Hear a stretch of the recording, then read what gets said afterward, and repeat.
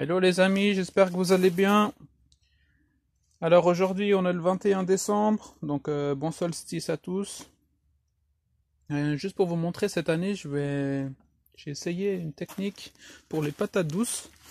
Alors j'ai fait des boutures il y a un mois, ouais, deux, 3 semaines.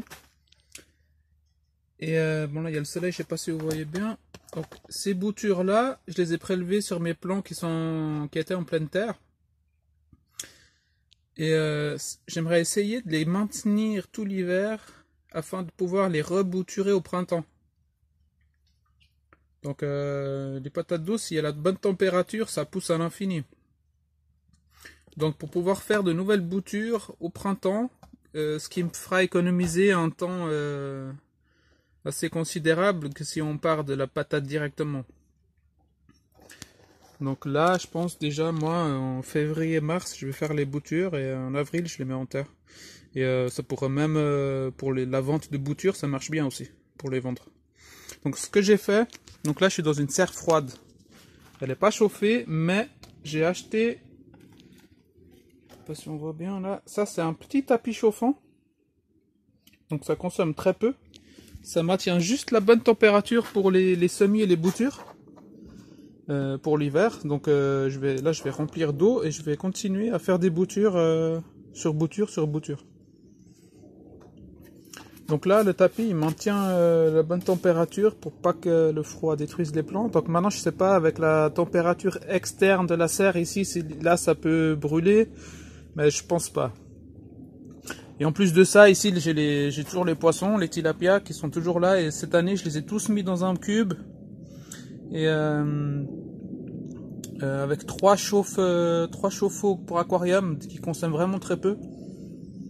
Donc c'est automatique, dès que ça atteint la température souhaitée, ça s'arrête, et pareil, quand il fait trop froid, ça s'allume. Donc voilà, là, je vous montre vite fait, c'est juste un chauffage pour aquarium qu'on trouve partout quoi. Moi j'achète ça chez les Chinois, ils ont toujours tout ce qu'il faut pour pas trop cher. Voilà, alors bon, j'ai pris un peu à manger pour les poissons, on va voir s'ils viennent manuellement.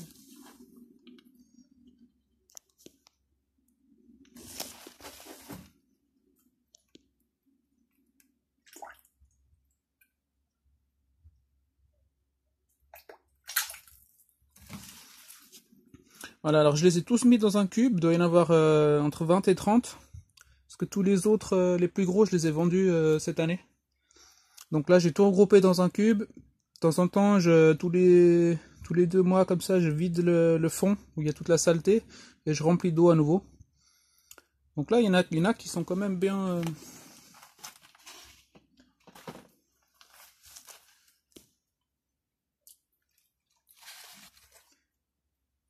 Il y en a qui ont atteint une bonne taille quand même.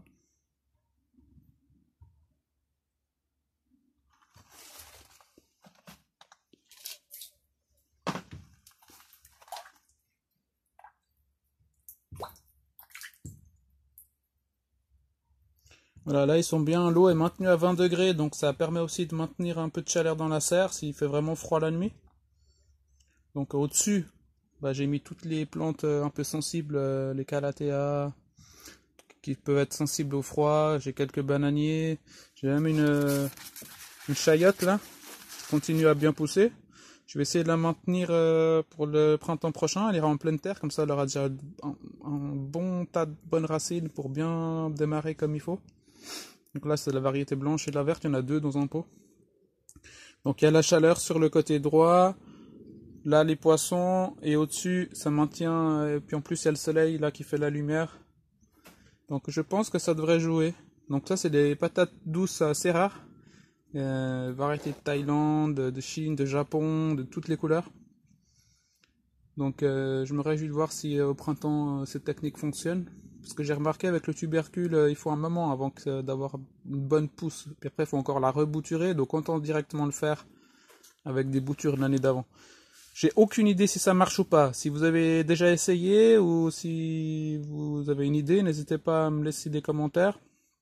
J'essaye de répondre toujours. Et voilà, c'est tout ce que je voulais vous montrer aujourd'hui. Je vous souhaite une bonne continuation et à bientôt.